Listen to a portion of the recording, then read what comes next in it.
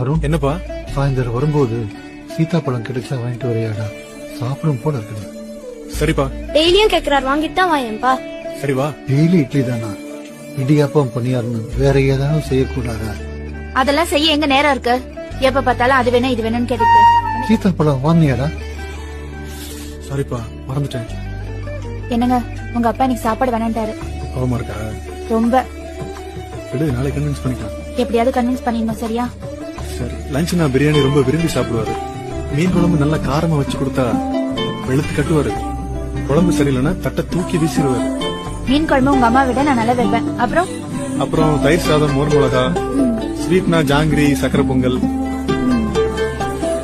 காரம்னா நேந்திரம் chips, ஜூஸ்னா grape, பழம்னா சீதாப்பழம். சாப்பாடு திருப்தியா இருந்தா ஒரு பீடா சாப்பிடுவாரு. அம்மா பெர்மிஷனோட ஒரு தம் அடிப்பாரு. இதெல்லாம் நீங்க போய் மார்க்கெட்ல வாங்கிட்டு வந்துருங்க, மத்ததெல்லாம் நான் ப்ரிப்பேர் பண்ணிடுறேன், சரியா?